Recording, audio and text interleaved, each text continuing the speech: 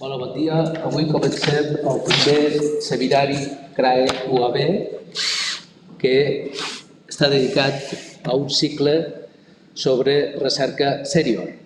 Pretenem que els investigadors del CRAE UAB, ens expliquin quina ha estat la seva trajectòria com a investigadors, què han fet en la recerca d'arts escèniques durant tots els anys que s'hi han dedicat i, d'altra banda, que ens obrin les possibilitats de recerca que queden per fer en els àmbits que han treballat. Aquest primer cicle estarà dedicat a 4 dels investigadors del CRAE UAB i la nostra proposta és divulgar tota la recerca que han fet i proposar que altres recerques inèdites que es puguin fer puguin ser a l'abast dels futurs investigadors. Començarem amb Jaume Comas, que és doctor en Història per la UB, per la Universitat de Barcelona.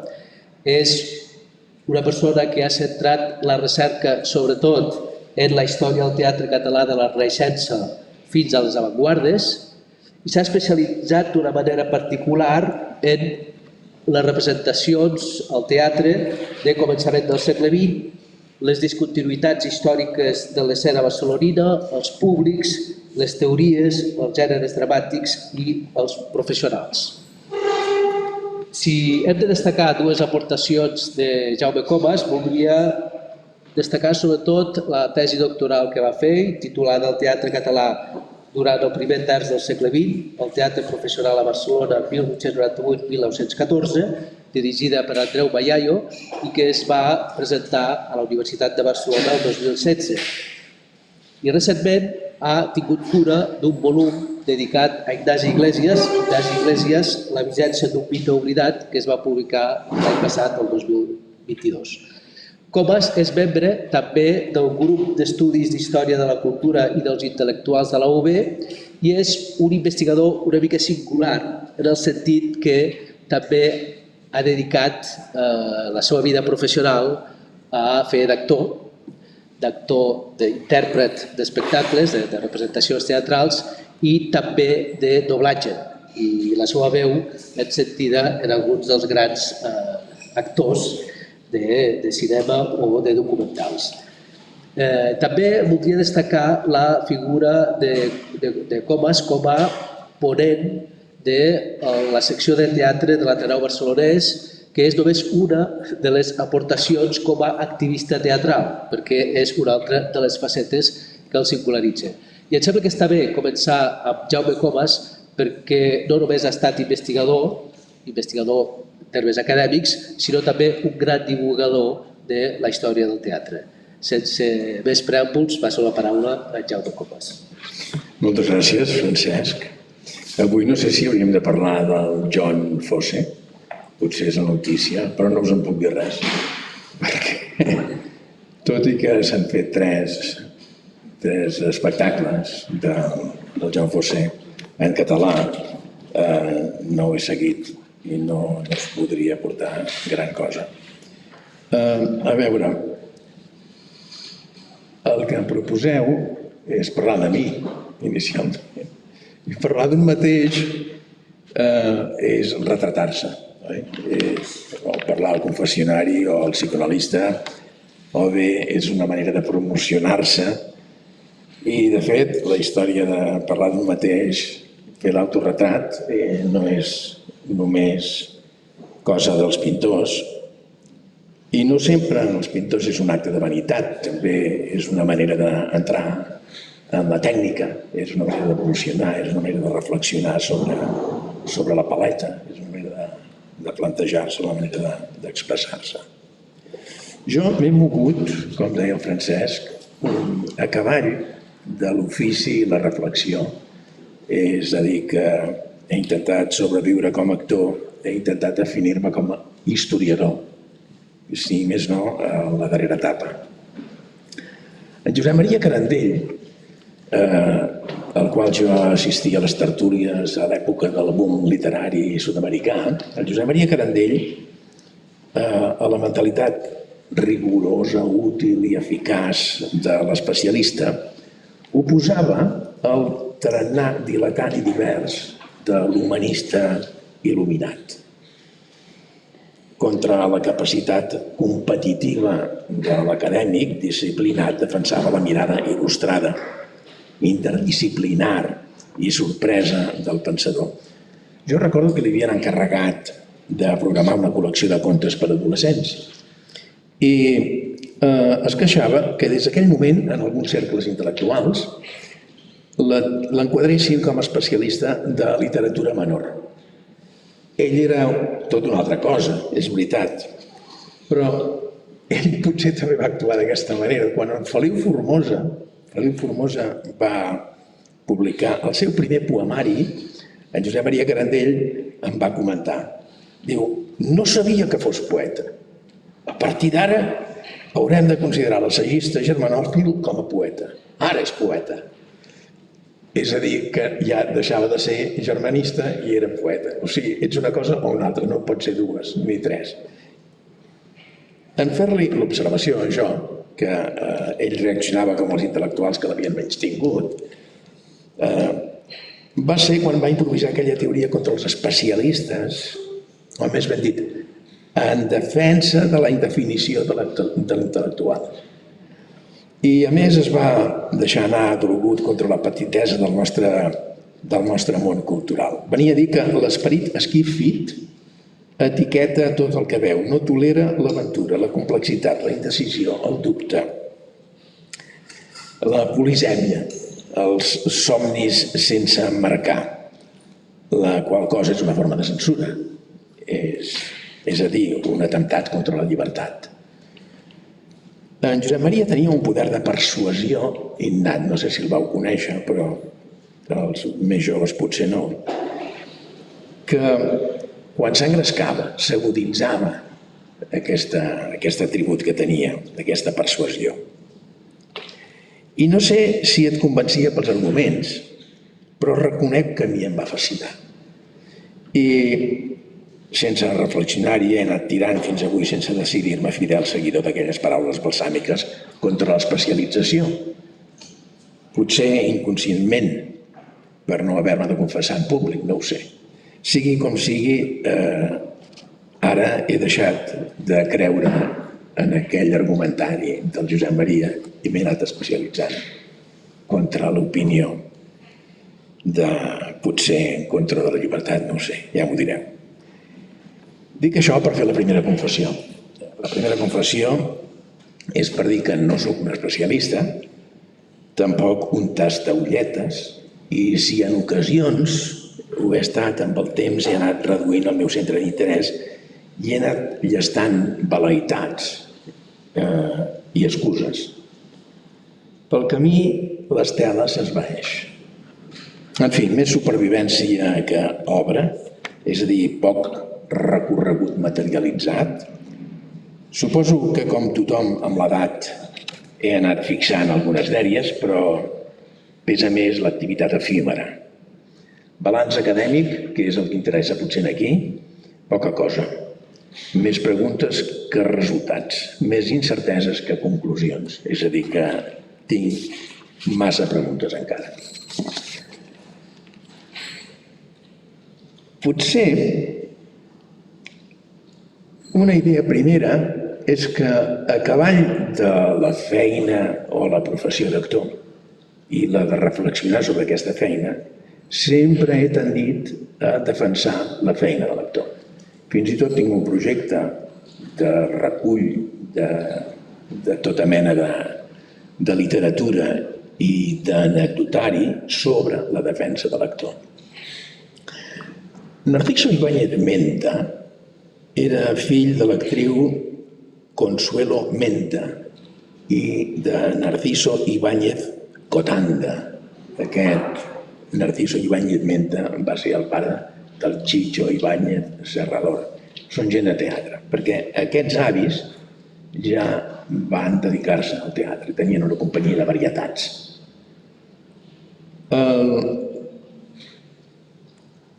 L'avi aquest l'avi del Chicho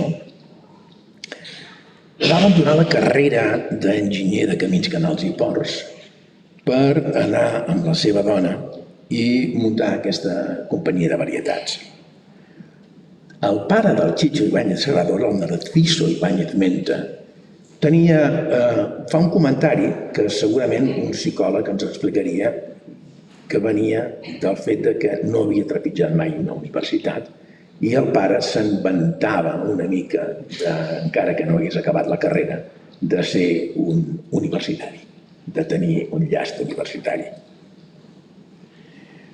El Narciso Ibáñez Menta confessava això, que no havia passat per la universitat, però assegurava que tots els actors professionals que havia conegut, fins i tot els menys il·lustrats, tenien una formació plena, equiparable a qualsevol llicenciatura. Era una manera de defensar-se i no he passat a la universitat, però m'he il·lustrat. Tenia el contacte amb els directors, amb els autors, amb les obres, treballar-les en detall, fa que hi hagi una immersió que fins i tot l'actor més analfabet alguna cosa li queda. No per contacte, sinó perquè és una pràctica. Parlava de l'ofici teatral, en general, ell.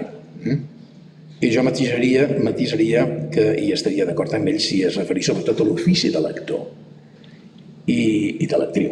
L'actor i l'actriu, a l'ofici, a la pràctica de la interpretació.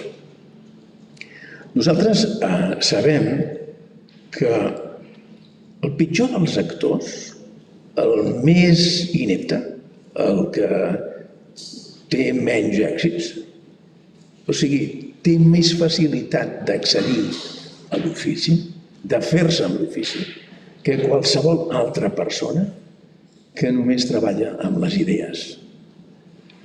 Perquè hi ha una aproximació orgànica a la feina de l'actor. És a dir, assumeixes vitalment la interpretació és això, construir un personatge. I per això hi ha molts directors que els costa molt tenir l'ofici. Bé, deixem-ho aquí perquè després ho reprendrem. M'he dedicat també una mica a la docència. El mateix Felip Formosa em va encarregar que assumís unes assignatures a l'Institut del Teatre que ell havia de deixar perquè s'havia de dedicar més a traduir. El sou de l'Institut del Teatre era tan escàs que no arribava a final de mes. I traduint ho feia una mica més de calaix. I aleshores em va passar 3 assignatures que eren una història del teatre, que era la primera de l'institut, una literatura dramàtica i una dramatúrgia tercer. De fet, la dramatúrgia portava als alumnes i els invitava que anessin a veure una estrena i després comentàvem les estrenes, els muntatges. Era molt divers i amb poc mètode, però era com si fos una tertúlia, aquella assignatura. La història del teatre em va plantejar moltes qüestions i em va obrir moltes preguntes. La literatura dramàtica mai se'n sap prou i has de concentrar-te en punts autors i he anat seguint. I és un tema obert que no s'acaba mai. Però la història del teatre em va plantejar la metodologia de la història del teatre. En l'època que jo començava a fer història del teatre, em va portar a fer una immersió en la metodologia de les ciències socials. Estava de moda la semiòtica, estava de moda l'antropologia com una novetat acadèmica i em vaig aproximar a l'antropologia. De fet, em plantejava el fet teatral, la representació en si, i vaig impartir una mena d'història de l'espectacle. És a dir, que també estava de moda en aquell moment sortir del teatre estrictament literari. I això també em va portar a les altres, a analitzar tots els altres elements que componen els elements que fan que el fet teatral tingui una riquesa complexa de llenguatges.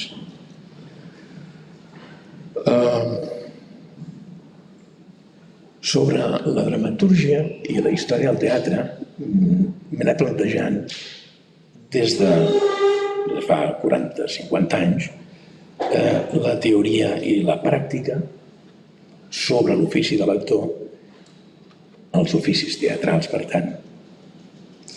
I en aquesta immersió que vaig fer de les ciències socials em vaig aproximar a la filologia, a la semiologia, a l'antropologia, sobretot pel que fa referència al ritu, la imprecació, la cerimònia, el sacrifici, la comunicació, la comunió, el gest, la paraula, el verb, la dansa, la música, el joc, des de Louis Inca, i considerant l'entreteniment. Perquè l'altre element que se'm va plantejar era fer una mirada a través dels públics. I era què passa amb els públics i, per tant, això que a França s'ha fet, que és la sociologia del teatre, a partir del Divigno, i ha sigut també com una mena de dèria, si no obsessió, sobre el tractament del públic, que és aquesta cosa difícil de resseguir històricament. Hi ha hagut moltes maneres de plantejar-ho, però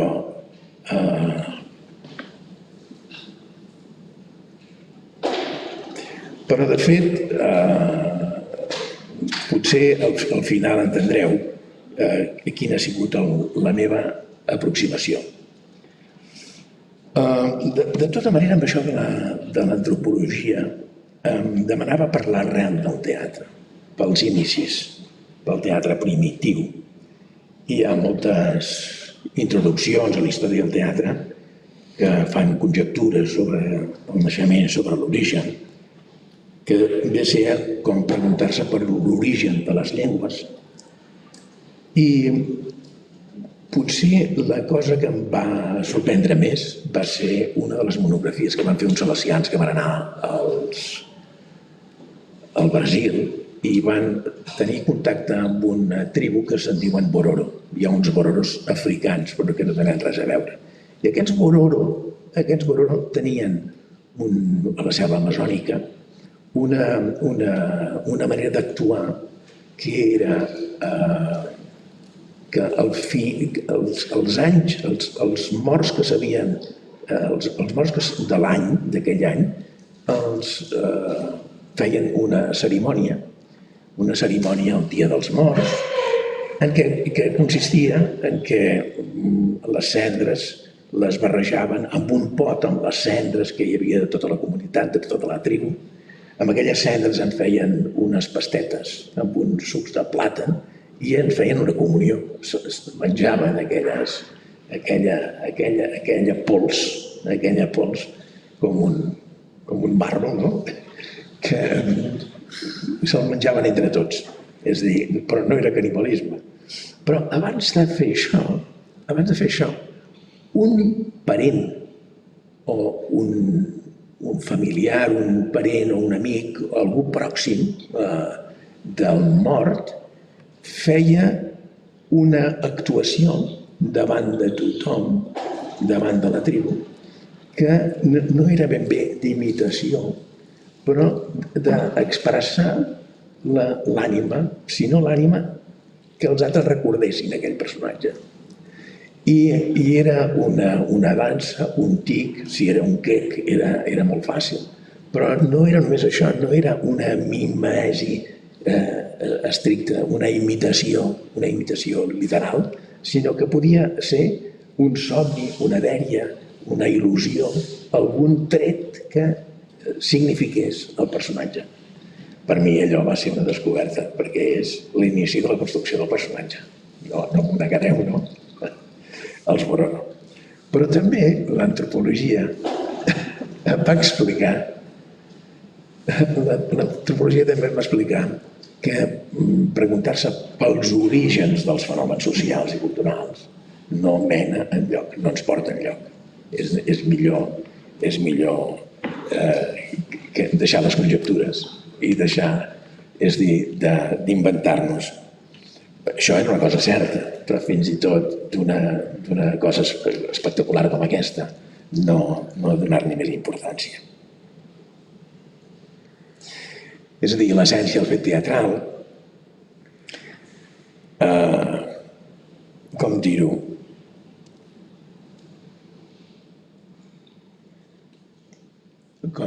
a tot arreu hi ha teatre, el teatre té diverses funcions, la salut del teatre sempre he dit que és la presència de tots els gèneres, la convivència de tots els gèneres en una col·lectivitat, però sí que l'essència, el que li demanem al teatre, és alguna cosa més que per on va actualment, que és a fer espectacle, entreteniment, és dir, matar el temps. I no és qüestió de matar el temps, sinó de reconsiderar-lo. I els temps, això, la semiologia n'ha parlat molt bé, hi ha tots els temps que hi són presents, que convergeixen, el temps del lector, el temps de l'autor, el temps del públic, el temps històric, el temps de la representació. I tots aquests temps els hem de tenir en compte. Les preguntes fonamentals que m'he fet al llarg de tots aquests anys d'anar a cavall sense encetar-me és què és l'art, què és el teatre i sobretot què és la representació. I m'he plantat molt sovint i he escrit força sobre què és la representació. I m'ha manat últimament, sempre he estat present, però últimament he insistit en què és la tragèdia. I què és la tragèdia com un element fonamental perquè és el que explica la nostra mirada occidental sobre el fet teatral, que és l'invent aquest grec dels grecs clàssics que en menys de 100 anys s'ho inventen, arriben a l'excel·lència literària i connecten a tots els nivells socials, polítics, literaris i antropològics i deixen una petja que fa que el món occidental reincideixi en aquesta fórmula que va transformant-se i es va adaptant a les diverses situacions històriques i que no és el mateix que feien els grecs, per més que alguna vegada s'ha intentat fer el clon d'aquest fenomen. Potser m'ha fet llegir coses molt rares, com per exemple el sentimiento trágico de la vida del hombre muno, que us diria que no cal que l'obriu, però el naixement de la tragèdia del Nietzsche, us el recomano vivament, és fonamental, o la mort de la tragèdia de l'Steiner. I nosaltres, Palau i Fabra, tenim un estudiós d'aquest nivell, com el Nietzsche i l'Steiner, sobre la tragèdia. I és un home que, no com a actor, que surt en una pel·lícula, no com a actor, però sí com a autor i com a dramaturg i com a pensador del fet teatral, us recomano vivament. Però també la Maria Zambrano. La Maria Zambrano té una relació sobre la filosofia i la poesia que seria anàleg, en podríem fer l'analogia entre la filosofia i el teatre. De fet, poesia, teatre.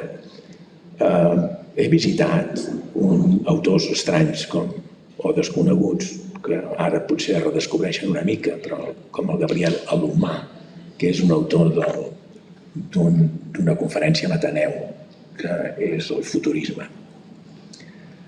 I té una altra conferència també a l'Ateneu, que és sobre la poetització i que estableix que això que no va escriure Aristòtil sobre la lírica, sobre la poesia no en va escriure, sí, però que els tres elements fonamentals de l'expressió literària són l'èpica, la lírica i la tragèdia, o la dramàtica. És a dir, que l'excel·lència literària és l'expressió del teatre, l'expressió que puja entre personatges cercant la realitat, perquè el patró és justament el cos humà. En filosofia i teatre. La Zambrano parla també del personatge tràgic, i el personatge és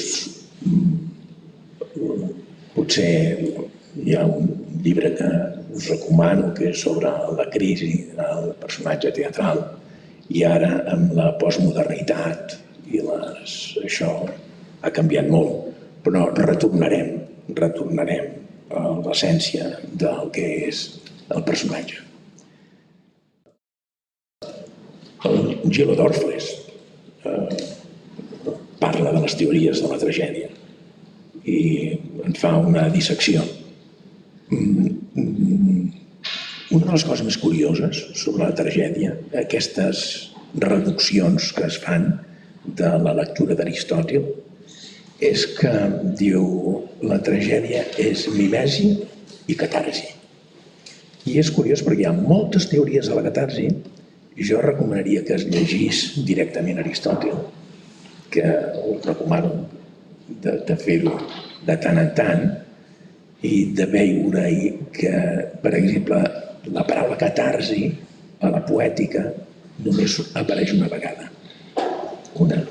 I és potser de la paraula que se n'ha tret més suc i més interpretacions dient què és el que volia dir Aristòtil. O sigui que esmenar l'Aristòtil està bé, però és a conveniència de qui fa els discursos. Bé, què faig ara? Continuo insistint. Com anem de temps? No sé. Sí? Tinc 20 minuts més. Continuo insistint amb el personatge. La dèria del personatge no m'ha deixat. I tot i que vaig al teatre i he anat potser mirant més enrere que endavant, potser per això que m'he decantat més a la història, i em perdo amb el món de la postmodernitat. M'he perdut una mica. Els gèneres ha sigut un tema en què he treballat. Sembla un acudit, però els gèneres dramàtics, llur contingència són com un indicador de l'estat d'ànim conjuntural de les representacions teatrals i, per tant, dels públics. Hi ha un dels temes que he treballat, que és aquest terç del segle XX, finals del XIX, a cavall del XIX i del XX. Mirant les obres, he comptat, fa riure, he comptat que els mateixos autors parlen de, tinc la xifra aquí, de 248 gèneres dramàtics. 248. Que nosaltres, parlant de la comèdia, la tragèdia, el sainet i l'entremès i el melodrama, és a dir, ja en tenim prou. 248. I és una vacil·lació, és aquesta vacil·lació que em fa pensar que estaven buscant on se situaven dramatúrgicament. Bé, doncs he estudiat els gèneres i finalment és això. Justament perquè he vist aquesta diversitat, això ha sigut un dels elements que m'ha derivat cap a la història. És a dir, que no puc explicar el fet teatral sense posar-lo en el temps històric. Divignon Duvigneau, en l'obra aquesta que es diu L'acteur X d'une sociologie du comédien, distingeix entre l'acteur i el comediant. I potser també aquesta dualitat a cavall de la comprensió del fet teatral i des del punt de vista de l'autor i també dels actors, de la pràctica dels actors, dels còmics. Nosaltres diem l'actor, l'artista de cine, diem, no? I després parlem del còmic. I el còmic, en l'argot professional, còmic no és el que fa riure, no és el que fa la comèdia, sinó que és qualsevol actor que actua, el còmic o la còmica.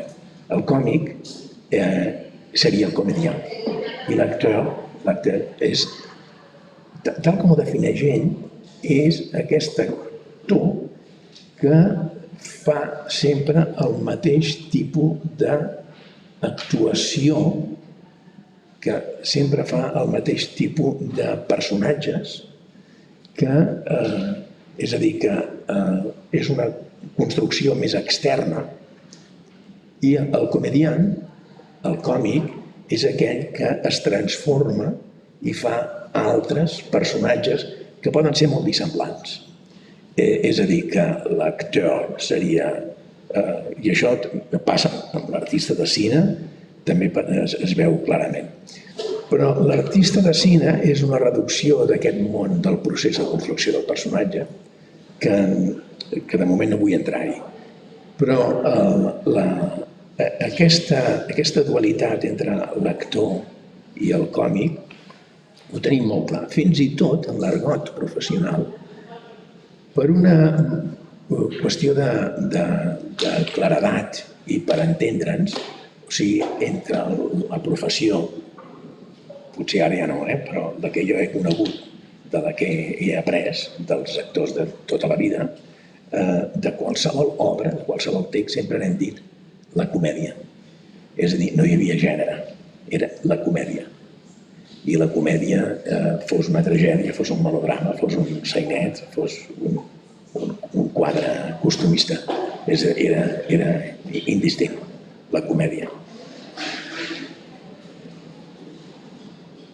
Potser perquè hi havia aquesta profusió per part de l'autor de definir exactament què és el que feia, aleshores hi ha hagut una reacció de simplificació per part del món professional.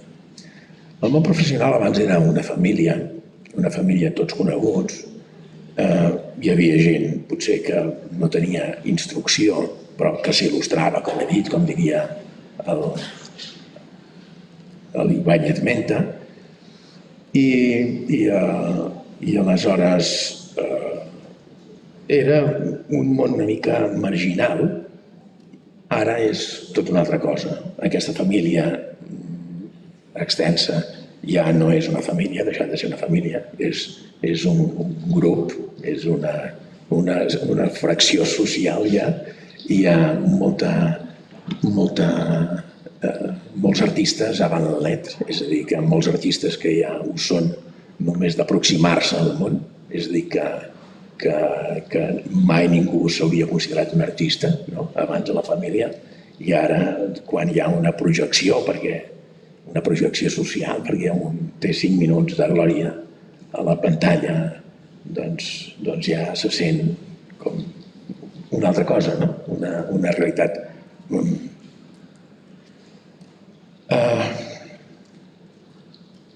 Fer d'actor, actriu, en el fons respon a dues pulsions antagòniques, a l'exhibició física i a l'ocultació de la intimitat.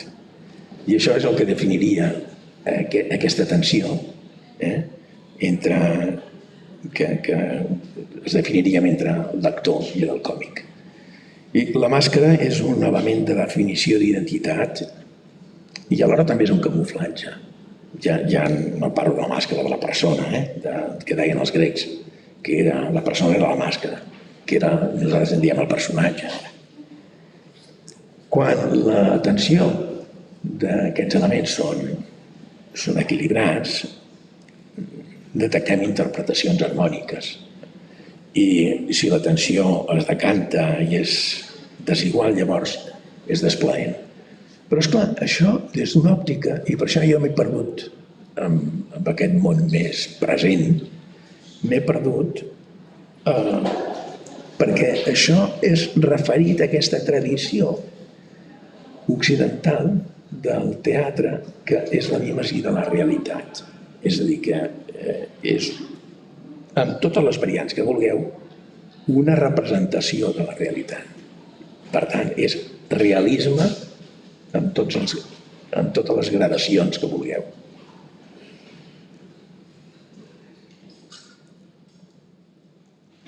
Això ja ho he dit. I aleshores, pel que fa a la divulgació, que és una activitat que per atzars de la vida se m'ha ofert, a part d'estar amb responsabilitats gremials de l'Associació d'Actors i Directors Professionals de Catalunya, en què vaig participar en la creació d'aquesta formació, en les assemblees sobre el grec 76, en vicepresident, president vocal d'aquesta entitat, d'aquest sindicat, tot i que no he tingut mai vocació sindicalista, però m'he trobat per atzar això, exigint, reclamant a la Comissió de Cultura del Parlament, fent discursos més o menys abrandats i més o menys convençuts, però sense sortir-me'n, perquè fer entendre als polítics que cal una actitud molt diferent en les polítiques culturals, però organitzant a través, per exemple, de la mateixa associació d'actors una primera conferència de creadors de l'espectacle en viu que van ja plegar tota mena de gent, però que no va donar fruits. Sempre va ser un intent de coordinar esforços des del món acadèmic i el món professional i el món polític i el món empresarial. Però bé, és molt difícil, molt complicat, però ho vaig intentar. Potser era molt ingenu i suposo que encara ho continuo sent, perquè després us explicaré una proposta que faré ara aquests mesos. Bé, he estat 6 anys ara darrerament com a ponent de la secció de teatre de l'Ateneu Barcelonès. Havia existit una secció, i no una secció, una gent, uns socis que feien teatre com a la TEA, feien activitats, i ara la Junta Jordi Casassa em va demanar que fes aquesta secció, i jo entenia, tot i que hi havia algun soci que volia tornar a recuperar aquesta idea del teatre, el teatre amateur a l'Ateneu, però amb la renovació de l'espai, o sigui, jo ho veia una mica complicat, i a més perquè no teníem ni condicions i és una feinada. I aleshores vaig definir la secció de teatre de l'Ateneu Barcelonès com una taula de debat, com una taula de reflexió, i que s'hi aproximés tot aquell que estava implicat en el fet teatral a Barcelona o a Catalunya. I vaig programar diferents cicles, un el teatre dels Països Catalans, que va assistir, per exemple, vam inaugurar amb el Teatre València, amb el Molins, Cirera, Foguet. El Cirera em sembla que no va poder venir per l'efecte, finalment, però bueno, parlàvem del teatre València, les Balears, amb el francès també i amb l'Iva Saumell, ho hem fet últimament, havíem programat a Tarragona amb el Jordi Giramé, el Joan Cavaller, el Marc Jornet, el vestuari,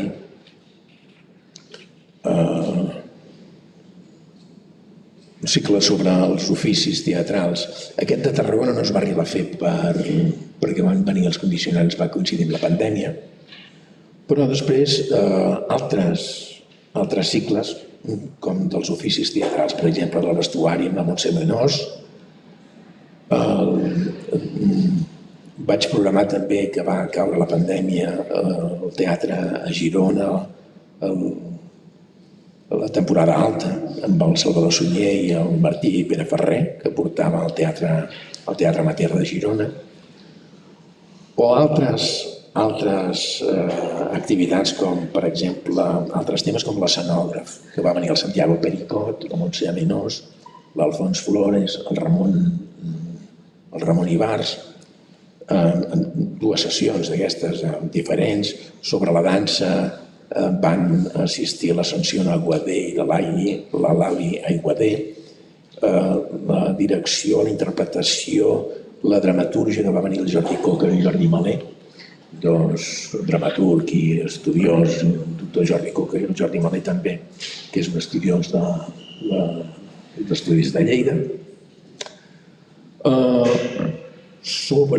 Vam tenir un tema, aquesta diversitat temàtica és interessant per veure que tot això es pot consultar en l'arxiu, a l'arxiu de l'Ateneu Barcelonès, i és profitós, perquè, per exemple, va haver-hi una sessió sobre benefici teatral amb l'Antoni Ramon, que veig que també està convocat en aquest cicle, i el Dino Ibáñez, que van plantejar molt intel·ligentment la tensió entre el teatre com a edifici i el teatre com a ofici, i parlaven de la caixa escènica, dels condicionants tècnics, i com la tècnica i la dramatúrgia han d'anar de bracet i no s'han de casar i no han de divorciar-se, perquè la tècnica a la història es veu clarament que condiciona i fa, o sigui, decanta, o sigui, les dramatúrgies. Aquest va ser molt interessant, us el recomano vivament. Després, monogràfics de personatges. Sempre m'he negat a fer obituaris o fer necrològiques o fer commemoracions de gent perquè coincideixen les dates amb els aniversaris de la mort. Però tot i així vam fer un acte multitudinari sobre Ricard Salavat, sobre el Jordi Teixidor, amb molts ponents diferents. Sobre la Maria Aurelia Campany vam tenir una representació. L'any Molière vam ser els únics que van fer un acte públic. La secció de teatre de l'Ateneu vam ser els únics que van fer l'any Molière un acte públic. Quan de fet mires la tradició, les traduccions, la presència a Molière al teatre català, i és una potència increïble. Però aquesta idea de que anem girant full, de que ja tot és passat i que no compta per res, em fa una mica d'angúnia. El Molière. Un acte molt interessant amb el Feliu Formosa, que podeu també consultar. Un sobre Molière hi havia diverses coses. Hi havia una projecció cinematogràfica, hi havia conferències, hi havia debat.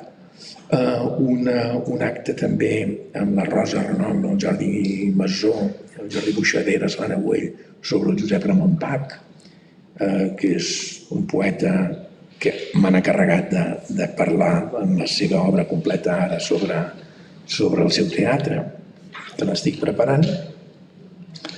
Un altre condicionat per la casa, que era sobre l'Àngel Casas, i últimament un acte sobre la Margarida Xirgu, en presència de moltes actrius que tenien la distinció de l'actriu de Molins de Rei i una conferència prèvia del Francesc Foguet. O un acte també que no vam tenir gaire suport, però que també va tenir una acollida entre els socis sobre el Dia Mundial del Teatre i que mereix també una reflexió aquestes diades, o sigui, tan assenyalades, però tan estranyes, no? Sense repercussió. Sobre el cicle, vam fer un cicle en diverses seccions de l'Ateneu Barcelonès sobre les revolucions americana i francesa, i nosaltres, des de la secció de teatre, vam fer un acte sobre la mirada que tenia la literatura alemanya sobre la Revolució Francesa. La Schnitzler, per exemple, amb la cacatua verda. I la Loreto Aguilar, una acadèmica, una filòloga, ens va proposar un text que deia «Som els inventors de la revolució, però no sabem què fer-ne». I era un text sobre els límits de la Revolució Francesa al teatre alemany. També molt interessant.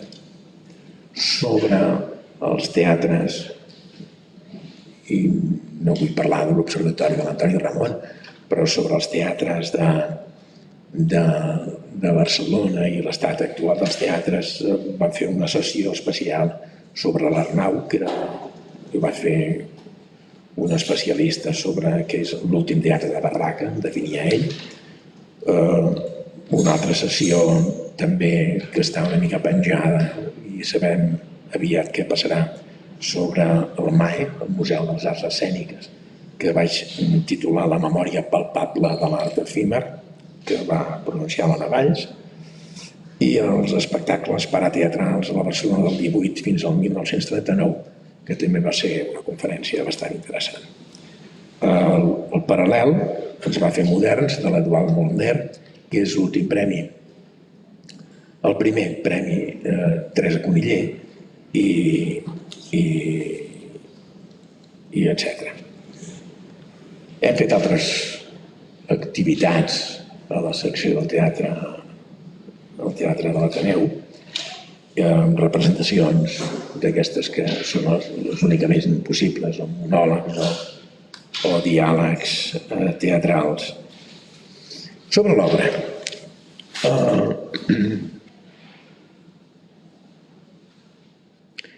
La meva obra ja ens ha estat definida, vull dir que és, com deia, poca cosa des del punt de vista de la publicació.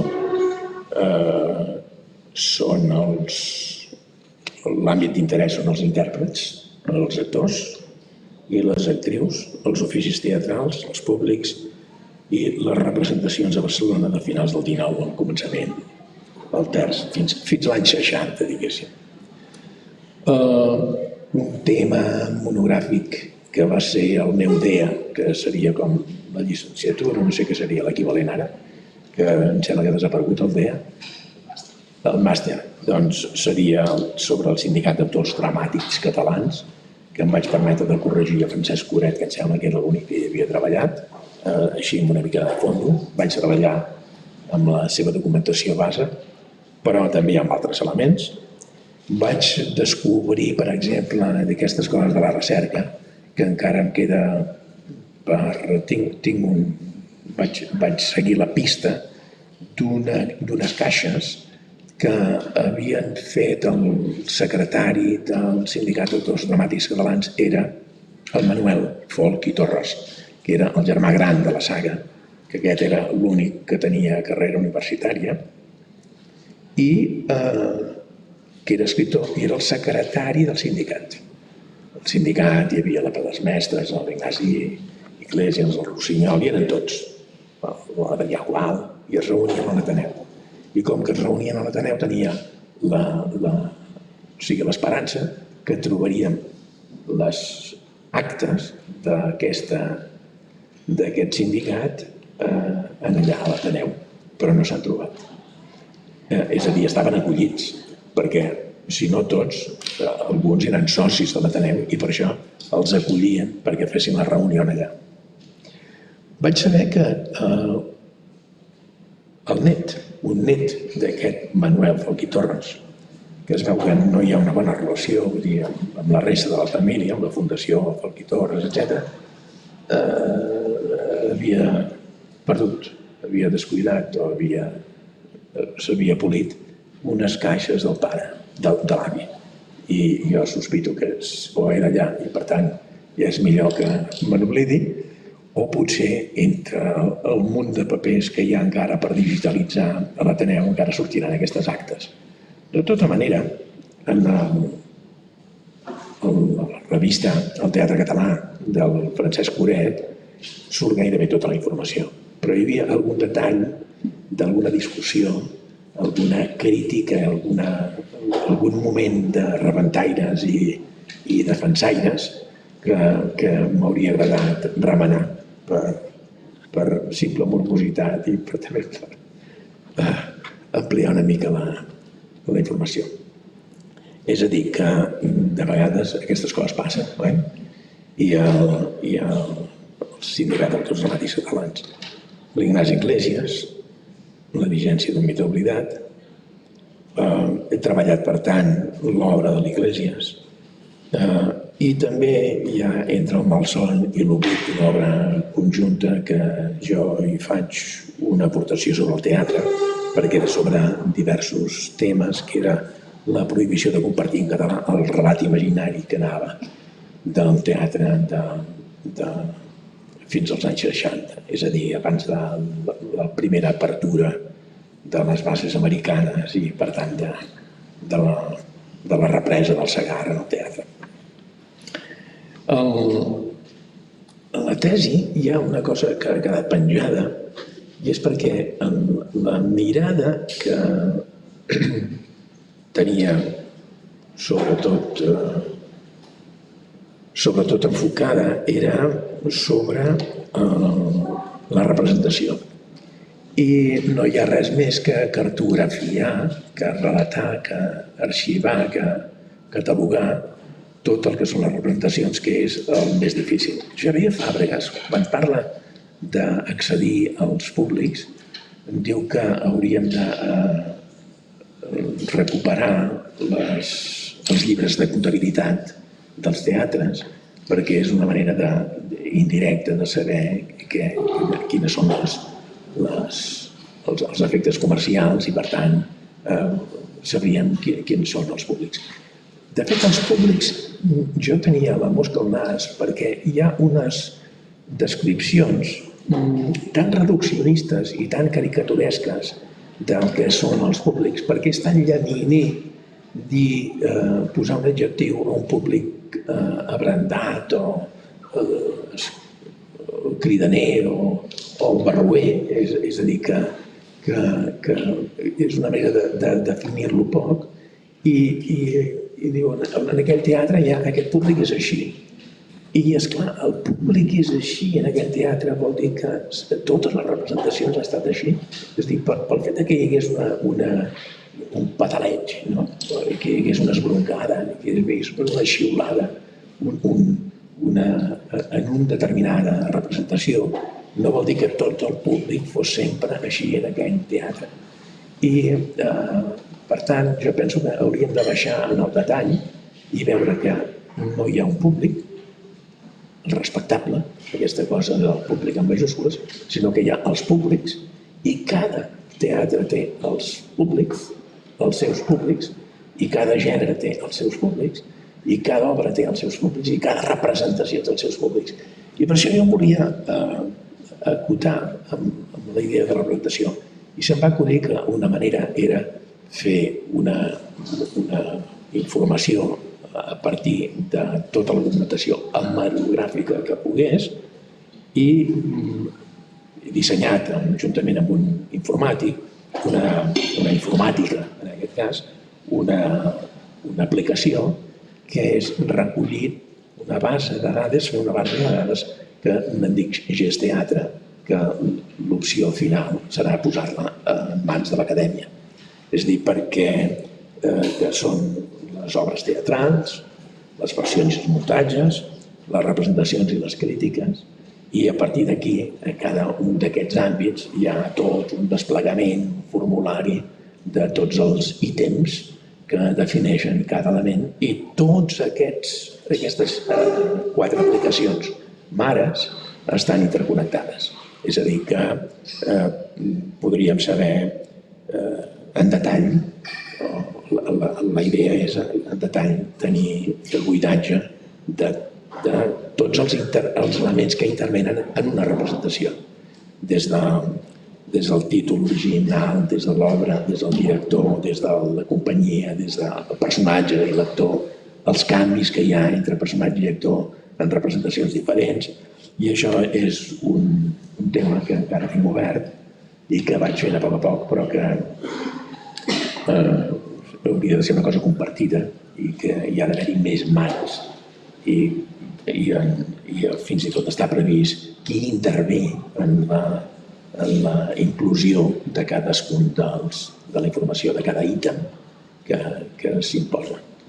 És a dir, jo vaig buidar molts elements hemerogràfics, però encara en falten més, i perquè una de les coses que també he detectat que molta de la informació que està en línia hi ha molts errors i això també fa una mica de basarda, però és el que hi ha. És a dir, que potser elements que no siguin tan significatius no ve d'aquí, però per fer un dibuix, per fer un atles de les representacions, doncs està bé que afinem. Esclar, jo he agafat, de fet, molt pocs anys, però això es podria anar ampliant, com s'ha fet, no sé, altres investigadors ho han fet a mà en èpoques que potser no hi havia tantes representacions, és més fàcil, però cada vegada serà més complicat. I no sé si també serà més fàcil a partir d'ara si es pot demanar tot el que hi ha informatitzat, virtual, en mans dels teatres. Això serà potser més senzill. Jo ho deixaria aquí, però tinc una proposta que m'agradaria que entenguéssiu, que entre això d'anar a cavall de la professió i de l'acadèmia, penso que ara al Nadal se m'ha proposat de fer l'editorial Baxino fa una Nadala cada any, i aquest any és sobre el seu centenari. I a mi m'han demanat un text sobre els clàssics catalans de l'escena. I se m'ha acudit de fer una proposta. Per acabar, els hi faig una proposta que interpel·lo a l'administració després de fer us parlo només al final. Us parlo només al final, què és la proposta. I acabo dient, després de tot un argumentari històric i de la situació actual, dir que el teatre és gest i paraula. Reclòs els prestatges se sent empresonat, perquè faig referència a tot el teatre que hem oblidat. I per retrobar la paraula viva del poeta no podem mantenir per més temps en secret el nostre patrimoni dramàtic, perquè l'oblit no sols atempta contra el passat, sinó que ens desarrela. Com es pot fer que la literatura catalana bategui a l'escenari amb regularitat? No podem demanar al TNC a cap equipament semipúblic, a cap empresa privada que s'encarreguin d'aquesta funció. És clar que no entomaran més del que fan. L'ha d'assumir la Generalitat.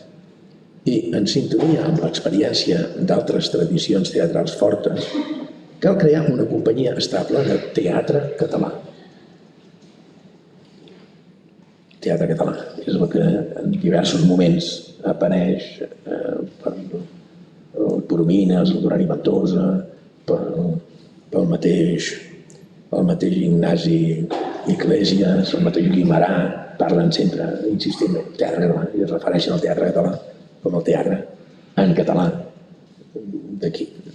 I en cap cas un edifici sinó un grup de persones format per intèrprets, dramaturgs, lingüistes, historiadors i estudiosos del fet teatral. Aquesta nova empresa s'hauria de proposar sobretot això, rescatar de l'oblit els textos catalans susceptibles de ser representats, fer la recerca pertinent i contextualitzar, revisar, adaptar i actualitzar cadascun dels títols, recrear-ne la posada en escena, endegar el procés d'assajos en sintonia amb les indicacions dels lingüistes i, finalment, estrenar. En resum, elaborar un repertori actualitzat del patrimoni literari i crear un mètode de treball col·laboratiu entre tots els integrants de la companyia. Una empresa pública amb una infraestructura i una despesa administrativa lleugeres i una dotació suficient. Una companyia de poques persones, itinerant, que es comprometi a actuar periòdicament a totes les comarques catalanes. No caldria, sinó que les capitals de comarca o les places teatrals històriques l'acollissin en llur teatre local. Tot l'èxit del projecte l'hem de confiar en una màxima tan simple com contundent, el sentit de l'excel·lència. Gràcies.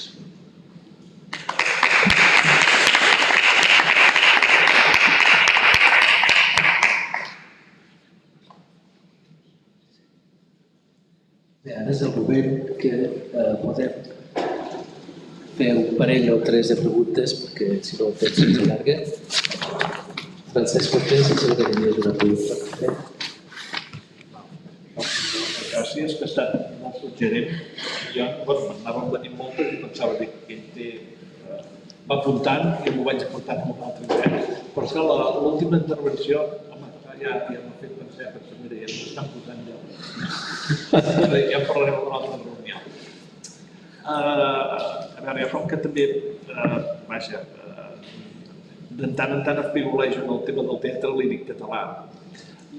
Pel que has proposat seria una idea magnífica. Hi ha hagut de tant en tant, els darrers anys, algun intent.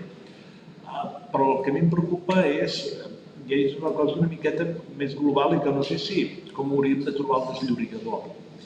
De veure, de despertar l'interès per aquesta recuperació patrimonial.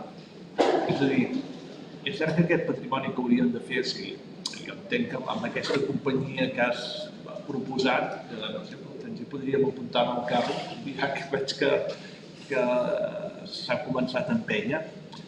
O sigui, la banda de la recerca, és a dir, dels que fem aquí, més o menys.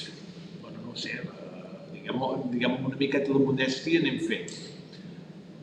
Llavors hi ha la banda de veure això, com diríem pla, això qui ho paga, a veure com ho sostenim, i després llavors intentar trobar un públic que hi estigui molt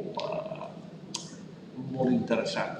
La xerrada estem parlant d'actituds del públic que eren, recordava, bueno, èpoques, clar que alguns eren molt petits per poder saber de què anaven, als anys 80-90, i ara s'està en una mena de clima que sobre el paper hauria de ser molt més positiu, perquè hi ha moltes més infraestructures, portem una trajectòria, però hi ha una actitud una miqueta més mesell, per dir-ho així, sobre allò que és nostre.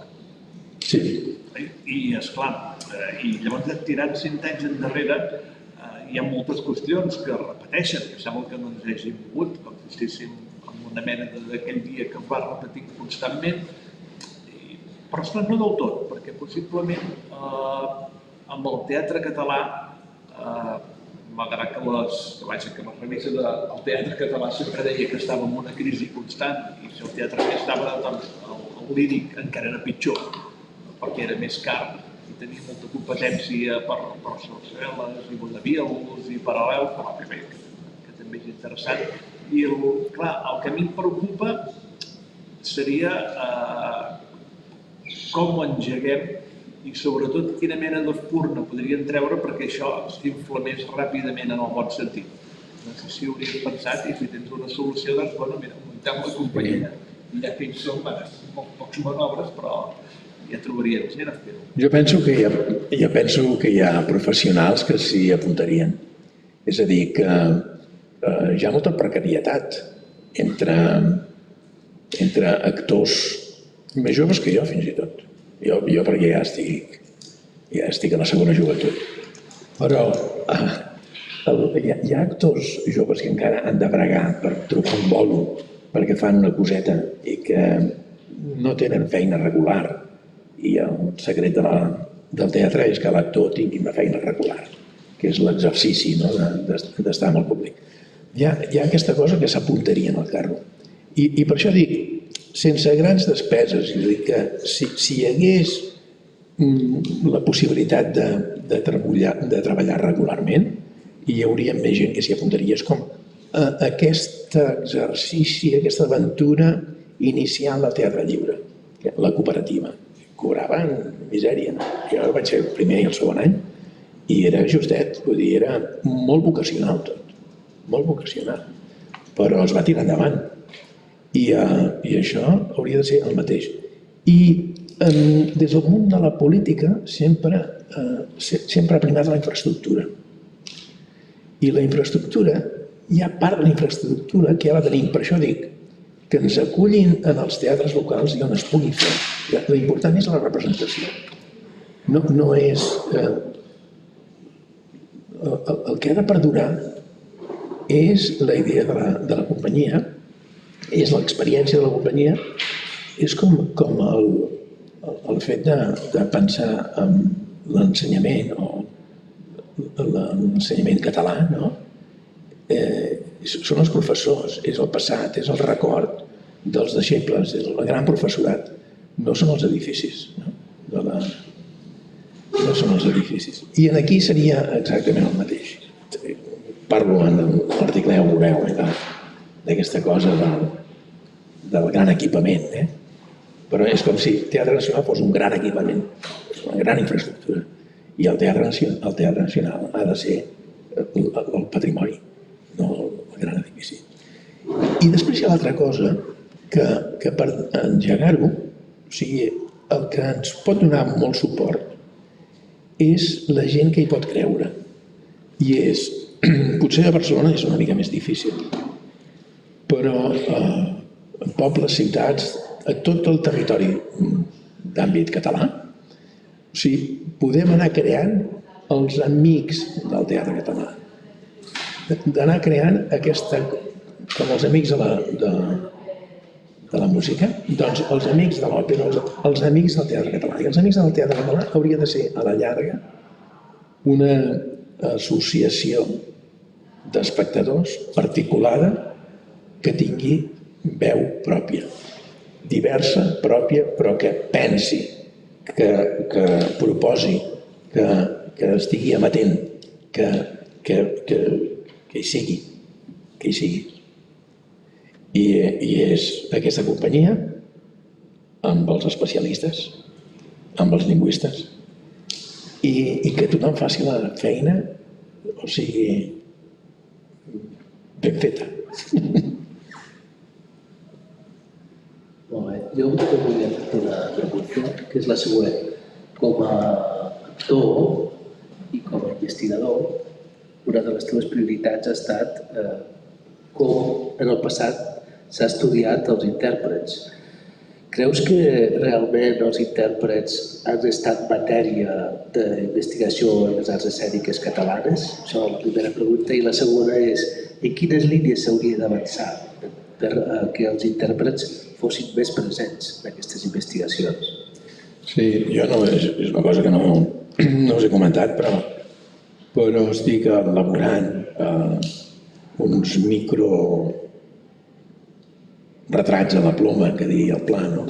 És a dir, microbiografies. Hi ha diversos elements. Una, la tradició teòrica sobre el fet teatral catalana és escassa.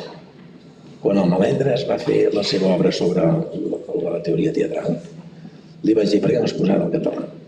Els que han treballat. I això han treballat una mica. Clar, el que diu el Maragall, no sé si es pot dir això, és molt poca cosa. El que diu el Coromines és molt poca cosa. El que diu, és a dir, les aportacions, el que diu el Rossinyol és molt poca cosa. És a dir, no està al nivell del que diu el Palau i Fabra. Palau i Fabra és el Jordi Coca, no sé si... Clar, el Jordi Coca tampoc l'ha fet d'actor, però ha treballat al Palau i Fabra. Palau i Fabra és l'únic que detecta el mateix Brossa. El mateix Brossa ho detecta indirectament, però no fa de teòric. Això, d'una banda, tenim un paquet pendent que és el dels teòrics del fet teatral. Perquè l'aportació al llenguatge teatral del Fàbregas és elemental. Quins són? Bé, només cal veure el treball del Melendres per comprovar, per comparar on som. L'altre, això, hi ha una dificultat per part dels actors, del món dels actors i la família, de creure o de llegir o de reflexionar sobre el fet teatral. L'ofici s'ha passat perquè era una família sense necessitat d'escriure, és a dir, que era transmissió oral. I després s'ha sublimat una cosa que és l'anècdota. I l'anècdota, si només té la funció de fer riure, es banalitza i es perd el sentit que fa néixer la necessitat de transmetre l'experiència. L'anècdota fortuïta, l'anècdota que és per passar, és una anècdota de cafè, no? És dir, per fer riure. Però a darrere de les anècdotes abans de fer riure hi havia el drama, hi havia el procés de creació, hi havia tot això.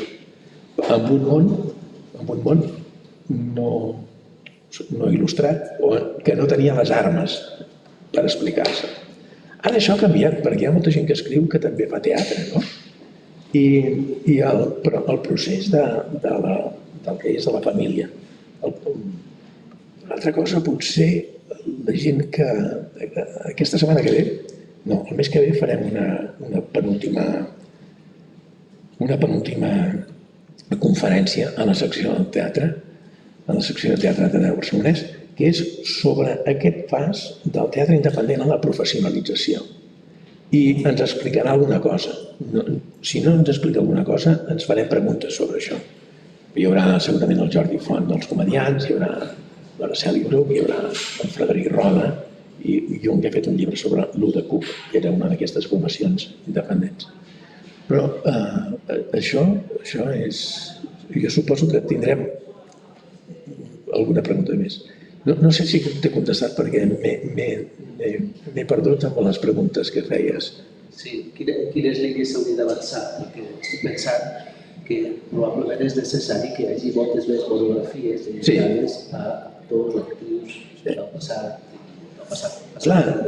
més recent. Tu has treballat en monografies i d'una persona important, la Xirgo, però, per exemple, ara hi ha l'entitat de gestió AISGE, que és Artistas Intérpretes Sociedad de Gestión d'Espanya, té un programa en què els actors, tant de Madrid com de Barcelona, fan una feina que és explicar la seva experiència professional dels actors que han deixat ja de treballar o estan a la segona joventut. A mi m'ho han demanat 3 vegades i jo m'he negat, perquè és un seguit, jo en parlo en un moment determinat, em sembla que ho he escrit i ho he deixat anar, que no ens aclareix massa cosa, perquè si és una autobiografia tothom intenta posar-se les medalles o explica la seva experiència i aleshores es repeteixen coses i no acabes de veure una mica el panorama. Hauria de ser també algú que es pugui veure tot això, agafa l'acordió i potser quedaria amb 2 fulls, no?, l'acordió.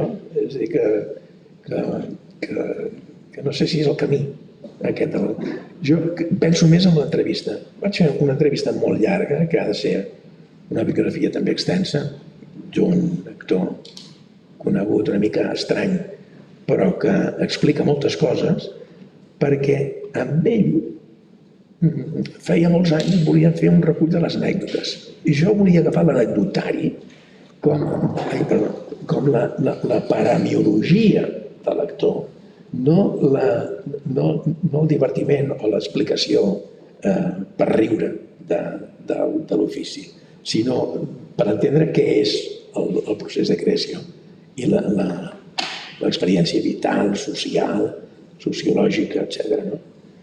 I amb aquest, esclar, va explicar moltes coses, però ell tenia la dèria també encara que l'anècdota havia de servir per fer riure. És a dir, l'explicava justament com un acudit.